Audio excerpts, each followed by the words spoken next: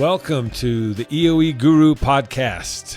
I'm Brent from EoEguru.com, and we decided to put this podcast together because there's just a whole lot of confusion out there and a lot of stuff out there that we try and read and keep up on and keep up with everybody on all the things they're experiencing with this wonderful new disease called Eosinophilic Esophagitis. Thankfully, they coined it EoE for short because it's a mouthful to say, and as any of you with it have tried to explain to your relatives and friends what you have, it's kind of a tongue twister and challenge. My kids have taken the challenge to learn how to pronounce it, and they can all do it, but it takes time. But welcome to this podcast. This purpose of this podcast is to bring together just a bunch of knowledge around EoE. It's a new disease. It's been around for a while, but they didn't really know what it was or name it or anything until the 90s. And it's just been in the last handful of years that a whole bunch of people have been diagnosed, and it seems to be getting a lot more prominent. And so there's good news about that we'll talk about in the podcast. But it's this brave new world of this EoE disease that everybody's trying to figure out for themselves, because it is kind of like a needle in the haystack. It's not one solution fits all. Everybody has something different. Their allergies are all different. So it's a journey to figure out the disease for you. And we've decided to put this together to bring together a lot of knowledge that will help everybody figure themselves out, trial until they find the things that work so they can find relief. So that's our purpose, and that's what we'll be bringing together in this podcast. And we'll be talking about everything from symptoms to what causes them, to how to deal with them, to what the treatments are, what the latest technology, what are the latest things that doctors are doing, what doctors are foremost in this disease of EoE world, what to ask your doctor, and just all those great things that everybody needs to hear. And so first and foremost, let me say this. If you have EoE or know somebody with EoE, don't panic. EoE is not a life-threatening disease for the most part. It is an inconvenient disease, but you'll read all kinds of things on Facebook and blogs and everything else about people sharing their terrible symptoms and experiences and things, and it scares everybody to death. But just take a second, take a breath, and just realize this is an inconvenient disease that it takes a little bit to figure out, but you're on a journey to figure out, and don't let the hysteria of what you're hearing other people say scare you, because I'm a little bit of background on myself. I have had this my whole life. I'm early 50s now, and I've had it since I was a little kid, before they ever knew what it was, and I've struggled with it and gone through all the things that you go through with EoE. My first dilation so that I could swallow was when I was about 21 years old. And back then it was barbaric because I didn't even go under. I was awake for the whole thing. They drugged me so I didn't feel as much. But it was like I was fighting my doctor. My body was convulsing because he's cramming this tapered tube down my esophagus to stretch it out so I could eat. And it was, today is so much better for EoE patients and people that have this disease than what it was my whole life. So I got a lot of experience with it. I know a lot about it because I've struggled with it my whole life. And in the last handful of years, since doctors have really figured out some great new things, I'm finding relief on certain things, but I still struggle with it. So I'll share my experiences with you and all that as we go. Let's get into pure definition. And so everybody that's new to EoE, let's talk about what it is. So eosinophilic esophagitis, say that 10 times real fast and you'll get it down, maybe. The pure definition is a chronic immune system response disease to something that your body looks at as an allergen, something to attack, something to reject, something that's foreign, that shouldn't be there. And the difference between other allergies and EoE is that EoE, the reaction is in the esophagus. So your body reacts to something that's either eaten or inhaled, possibly. And the result is eosinophils, these little white blood cells that have this reaction and have a result of scar tissue and inflaming and everything else in your esophagus that aren't supposed to be there, because eosinophils are not supposed to be in your esophagus.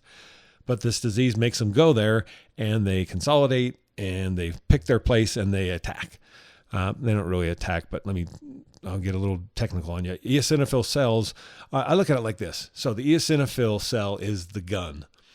And what happens is the allergy happens, it summons the guns show up there, and the guns pull the trigger and shoot these little granules, they call them, and the granules are what causes the inflammation and causes the damage to your esophagus.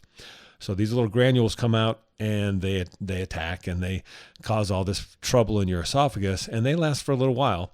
Even after the eosinophil goes away, shoots the gun and goes away or whatever, the granules have that reaction and cause the damage in your esophagus. So that's the result of what happens in EoE, pure EoE. You'll hear a ton of people talk about all kinds of symptoms that they have with their EoE, and that's great. I'm not here to say what is EoE and what isn't, but pure EoE is your esophagus and everything related to your esophagus that's happening because your body's having that allergic reaction. There may be 100 related things that people have with pain or with fatigue or anything else that might be related to EoE.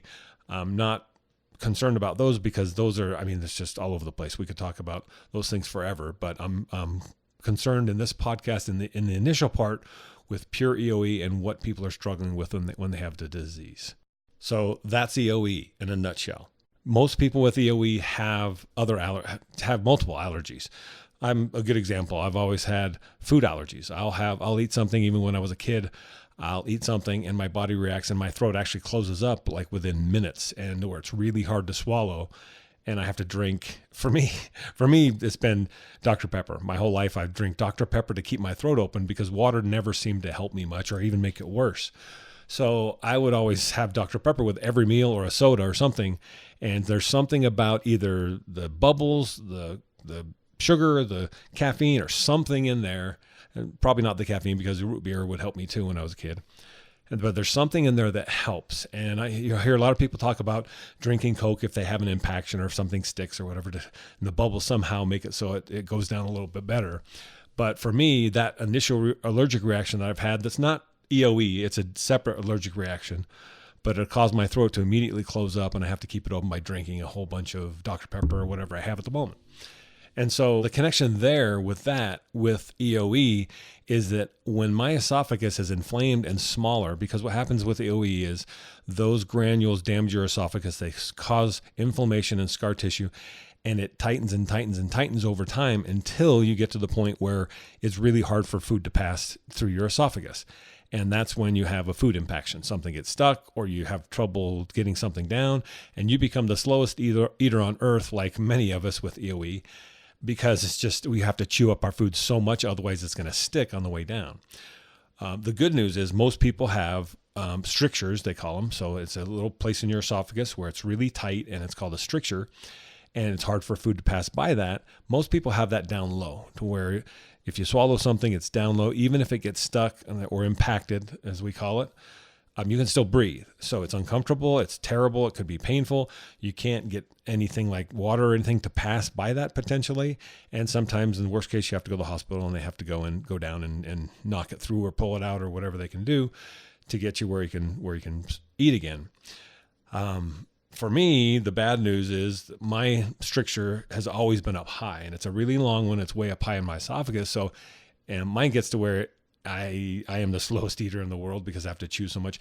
But if I get something stuck, it's up high and I can't breathe. So my first choking experience was in high school. I was about a junior, and I'm eating a salad bar at Wendy's, and I'm eating some potatoes in the salad bar, and just didn't chew one of them enough. Wouldn't have fazed anybody else, but for me it was so tight and so small that it got stuck, and my good buddy had to give me the Heimlich maneuver in front of these ladies, and it wasn't pretty at Wendy's restaurant.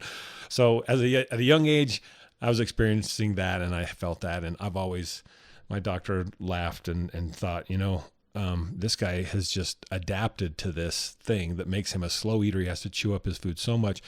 But to me, it's just the way it's always been for me. I mean, it's nothing out of the normal. I notice that I'm the slowest eater, but it's just the way it is. So before EoE was discovered, he would just wonder why this was happening to me, because there was no answer. So come the 90s, they finally figured out and said, all right, there's a common theme here, common thread. Let's call it EoE. And they've learned more and more and more about it. And the last handful of years, there have been so many people diagnosed with it. They've spent money, time, research, and specialized doctors on it to really figure it out. And it's a great time to be, if you have to have EoE, it's a great time to have it because there are more answers now than there've ever been. And there are more coming and more treatments and solutions and things that are happening. So it's great news and great time. Although there is no cure for EoE at this point. There are treatments you can do to help you feel better, make it better. Symptoms are less, but that's still to come. So let's talk about what are the symptoms of EoE. So we talked about allergies.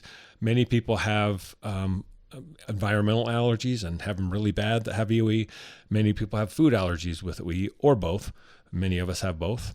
And those food allergies cause the EoE to get worse and worse. The more you ingest or breathe the allergens, the more the eosinophils come and attack and do their thing.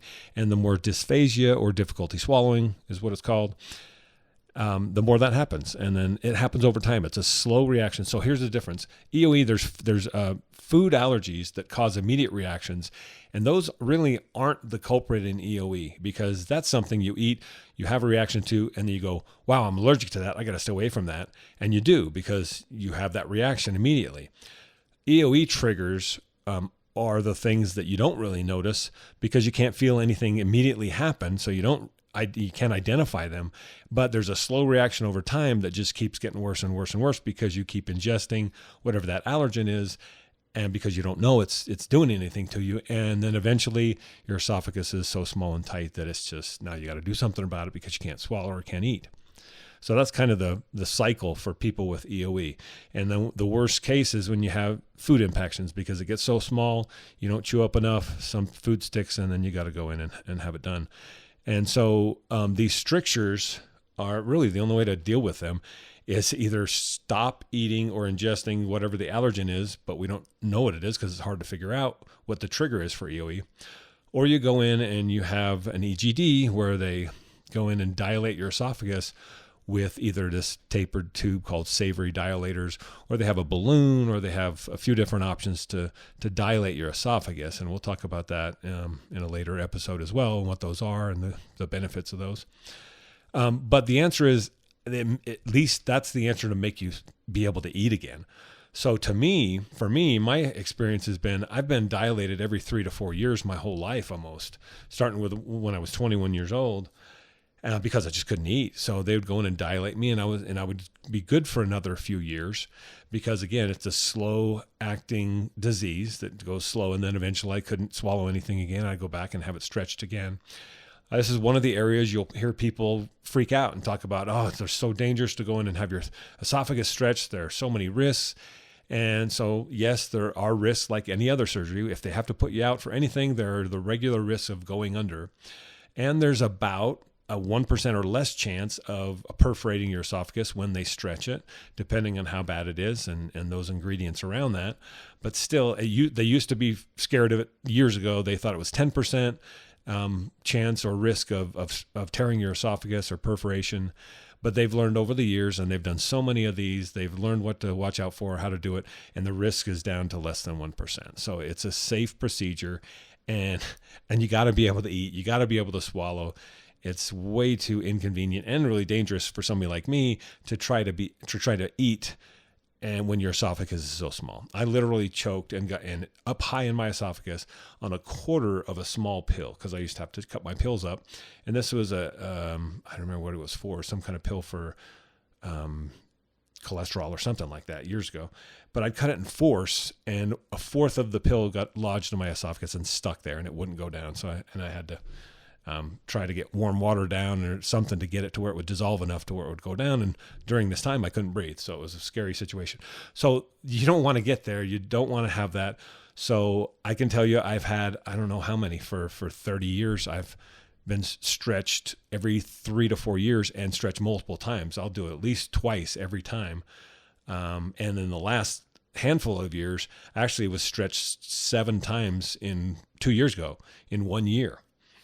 Because I was having such a problem, and it was just going back so fast, and I couldn't eat. So those dilations, it's a safe procedure. Talk to your gastroenterologist or GI about it. and they'll always talk to you about the risk, because there's risk there, but don't listen to the people freaking out on the internet of, oh, it's such a dangerous thing. Don't think about it. Just look at it realistically and talk to people that have gone through it and been through it a bunch of times, because I can tell you all my experiences. And to me, dilations are a life-saving event, because I can't eat unless I get dilated. And once I'm dilated, wow, is it a big difference. I can eat and I can kind of go back to a normal life after that. And I can try to figure out, okay, now what's causing this, and try and eliminate that, which is the real puzzle that we'll figure it out. But I'd be gone years ago if I didn't have those dilations. So again, that's the quick answer right now to people's strictures where they can't eat. They get dilated and then they go back, and now you got time to try and figure it out and then go back to normal life as much as possible. Other symptoms you hear about is abdominal pain, nausea, vomiting, food intolerance. Symptoms are a little different between kids and adults. Potentially, kids have, they don't eat. You don't know why. Just a lot of things around that. So you need to, depending on who's got the disease, look at the similar symptoms that you're seeing versus what they see in other patients, and then try and figure it out from there and use that as a baseline. So we talked about the good news with EoE. The good news is, other than choking, it's not life-threatening. You can figure this out. You can get somewhere with it. There are ways to improve symptoms with diet and or drugs and or other treatments, which we'll talk about. There are leading doctors in the country and I have one that's probably number 2 in the country. She's amazing. And her son actually has EoE. So she's very well vested in this disease, trying to figure out, and they're in the middle of new treatments. Like, for example, right now, to diagnose EoE, you have to go under, and they have to go do a biopsy in your esophagus. And that biopsy has to result in 15 eosinophils per high power field or more to be called EoE. And so they got to put you under to even do that. And then, of course, they have to put you under to stretch you if you want any relief. But even to diagnose the disease, you have to go through that process. And it's expensive. Your insurance company might not cover all of it. And especially if you don't have insurance. And then especially if you get dilated, it's more expensive for that as well. But that's how they do it. They're working on a scanner now that is able to scan your esophagus without having to put you under. And pretty soon, I think, hopefully, they'll be able to diagnose EoE, and especially diagnose how you're doing with whatever you're trying without having to put you under and do a biopsy in your esophagus. And I'll talk about the reasons for that. So number one, EoE is a patchy disease. It's not your whole esophagus, typically. Can be. I've had times where my entire esophagus is inflamed. But for the most part, for most people, this allergic reaction happens in patchy places. So in one part of your esophagus, you'll have a whole bunch of eosinophils doing their thing, going to town. And in another part of your esophagus, there's nothing going on. And so your GI might go in and do a biopsy, and a lot of GIs still to this day might go in and do a one location biopsy, and they'll pick a location somehow because you can't see it when they go down. You can't tell where it is, where to biopsy. So they'll find a place mid-esophagus or something, and they'll biopsy, and it'll come back 0 and no eosinophils, and they'll say, you don't have EoE, no problem. But in reality, you could have EoE, and it could be really bad in other parts of your esophagus. So that's one of the reasons it's misdiagnosed a lot, is because these doctors that are good and experienced with it will take 3 biopsies or more, a lot of times more, and they're looking at, and they know where the right places to look to try to figure out, okay, I'm going to make sure I get in, and these biopsies are valuable. And that's how they figure it out, and that's their experience with it and all those types of things. So there are a lot of GIs that are new to EoE because I hear people talk about what their GI tells them. So you want to find the best doctor around you that's experienced with EoE and not just an experienced GI. So that's a lot of the good news with EoE. You got to think glass half full. And the other part is glass half full being it helps keep you skinny. So I know I would weigh a lot more if I didn't have EoE, because I could eat anything I want, and I would. And so it's helped me keep me skinny over the years because I'm a slow eater, and that's actually good for you. Eating slower is good for you. They've shown in studies than chomping down your food and eating fast like a lot of my buddies do. And so, you have to pay attention to your diet with EoE. So you're paying attention to what you're eating. You're looking for healthy stuff. You're looking for stuff that doesn't affect you. And so there's a lot of good things that come out of having EoE. We just need to capitalize on those and be healthier and follow that.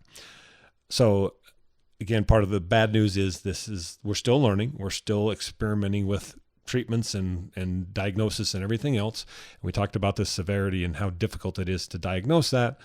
And it's kind of I call it the needle in the haystack disease, because those triggers that cause EoE are the needle in the haystack you're looking for. It could be an ingredient in food that you're eating, and it's sometimes really hard to figure out what that ingredient is because it could be in a lot of foods. Or you could be allergic, or you might have multiple triggers, and so you might exclude a trigger in stopping a certain food that you think might be it, but then you might introduce another trigger with a food you adopt to replace that. And so it's a needle in the haystack disease, because you got to find the triggers that cause your EoE, and you got to eliminate those. And here's the problem.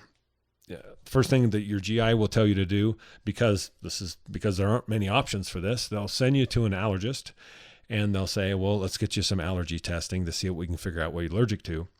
And you'll go in, you'll have the back prick test where they prick your back with all these little spots and figure out what your environmental allergies are. And you might have a ton of those, or you might not have much, who knows. So you'll figure out that you're allergic to grass and weed and blah, blah, blah, all this stuff. And then you'll have food allergy test where they'll do a blood test and try to figure out what your food allergy, or it could be a prick test as well for food allergies, because they can do that. And so they'll have these tests they'll run on you, and they'll give you a list and say, here's all the environmental allergies, here's your food allergies. And they'll say, all right, the best we know is I'm going to tell you to stay away from the high allergy ones. So they say you're highly allergic to these foods, and highly allergic to whatever this other stuff is. And so just as a starting point, try to avoid those things and see if it helps. The problem is this. Allergy testing does not reveal EoE triggers. EoE triggers are a certain reaction to a certain thing that's ingested, and it may have nothing to do with your other allergies. So you could be allergic to 100 things, and one of those could be your EoE trigger, and you could exclude 99 of them, and it won't make any difference with your EoE whatsoever. So that is the problem with EoE. That's the needle in the haystack. So if you're new to it, get ready to study and pay attention and try to do everything you can to find that needle in the haystack. But the good news with that is some people don't have many of those triggers, so they can figure it out, they exclude it, and they're kind of back to a normal life after that. I, on the other hand, along with a lot of other people, I have a buttload of allergies. So when I go to the allergist, they laugh and just think, well, is there anything you aren't allergic to? I can tell you that easier. So it becomes a little bit more difficult to figure out the disease. All right, we talked a little bit about how it's diagnosed, the 15 eosinophils per high-powered field. Another part of that is family history. So there seems to be a lot of evidence that there's a family history of it, myself included. My dad, I believe, hasn't been diagnosed, but he's always had trouble swallowing. My brother was diagnosed with it, although they have lesser versions of it than I do, because I've got it the worst out of my family, but I know they have it as well. My brother was diagnosed, but he can function. He's always been a slow eater too, but he gets through it. And we talked about the symptoms between children and adult.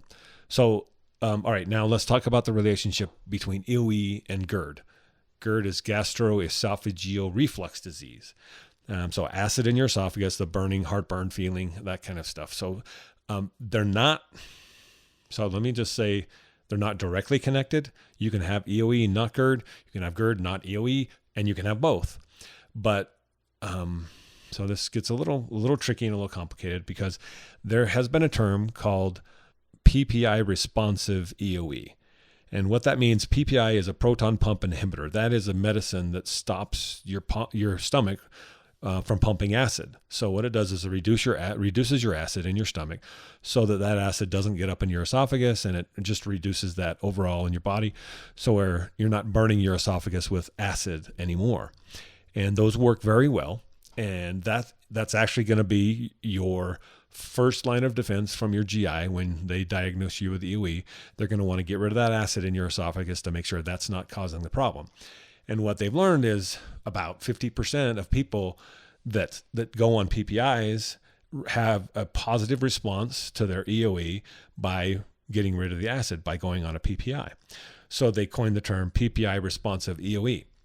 They're questioning that a little bit nowadays, saying that, well, that might not really be a valid term. So that it's kind of up in the air.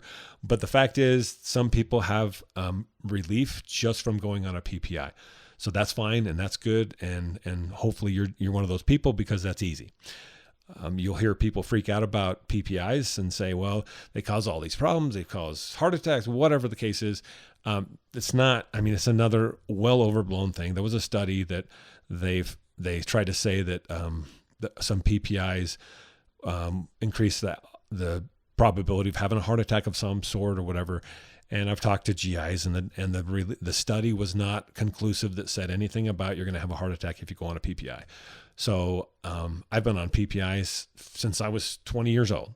So I've been on for 30 plus years, never had any problem with any of them, and never even had any reactions or any symptoms of anything from it. And I know a lot of people in the same boat. On the other hand, you'll read about people that go on a PPI and they may have a terrible experience because they have who knows what. The question is, was that really caused by the PPI or is it something else? So don't freak out about going on a PPI, because number one, most of the time it's very helpful and people don't have reactions or anything to it. And it's been, those medicines have been around for years and years and years. So there's no evidence that says you really shouldn't be on it. The other thing is, having acid in your esophagus is in most cases worse than anything that's going to happen from taking a PPI for many, many years. Because acid in your esophagus can cause esophageal cancer over time because of the burning and scar tissue and everything else. And esophageal cancer, if you don't know, is one of the worst types of cancers that is very low survival rate. So you want to pay attention to that and be careful with that. So as a PPI, 30 plus year PPI user, wholeheartedly, they work and they have worked for me, and I've never had anything negative come from it. And again, I'll qualify that by saying other people will say they've had a terrible experience with PPIs for whatever reason, and I don't discount that. I'm not saying that doesn't happen. I'm just saying, for the most part, all the doctors that I've talked to, the risks are so low that they just don't even hesitate to prescribe them. Okay, so if you're new to EoE, you got a new diagnosis, don't fear, settle down and just start to learn, start to listen. We'll go through these things. I'm going to fill in everything we can and fill in all the pieces of the puzzle so you can figure your disease out. You're not alone. There are a lot of groups on Facebook. Get into Facebook and start connecting with some of these EoE groups. But at the same time, don't put a lot of stock in what you read, because people have something happen to them and they blast it and it's the end of the world and you're going to read that and get scared. But just focus on your own disease and look for the quality stuff for things that can help you by looking at others' experiences in these groups and things like that. What to expect with EoE when you have it and when you're diagnosed. Continued allergic reactions of whatever has been happening, unless you drastically change your diet, which is what you're going to do. So the first line of defense is going to be a PPI to stop the acid if you have acid reflux or GERD. You're going to want to stop the inflammation, and how you're going to do that is try to start looking at elimination diets, or start looking at eliminating something. If there's an obvious food allergen of some sort, and I know people that have had that where they know they're allergic to something but they still eat it, they'll immediately exclude that and see if that helps with their symptoms. So you're going to start the needle in the haystack search and start excluding things that are top of the probability list to say, this could be the problem. Let me exclude it and see if I start to see gradual improvement in my symptoms. The other thing is, what to expect is whoever your GI puts you in touch with, an allergist. I'm not saying don't go to an allergist. I want you to go to an allergist and learn about yourself and learn about your allergies.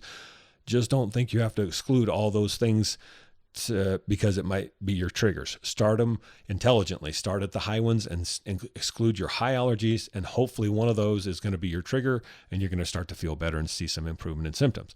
So just work with your doctors. Follow the kind of the process that is in place. PPIs, if your doctor prescribes them, look at food as a potential solution by eliminating foods that are high probability allergens. And then if that doesn't work, you're going to get into some medicines, and we'll talk about that in the next podcast, which swallowed steroids is one of the things that a lot of people try, that GIs will put you on to see. There are other medicines that are new now that they are prescribing and doing for EoE that have a significant impact, and we'll talk about those. So I'll wrap this one up by saying welcome to the club. It's a very exclusive club because EoE, the probability of having EoE is like 1 in 2,000 or something like that. I think I read. I'm trying to remember the stats, but whatever it is, it's really low. So you're a very special person or you're around a very special person, and you're part of an elite group that gets to go on this mission of figuring out your disease and finding the solution. And I'm here to help, and I help in any way we can. If you have any questions or want to talk about certain things or share your experiences, plug into the website, eoeguru.com, make a comment, tell me something, send me a note, whatever. Just let me be involved. Let me help in any way I can, because that's why I'm here, to try and help everybody figure this out. And again, welcome, and thanks for listening. Thanks for being here with me.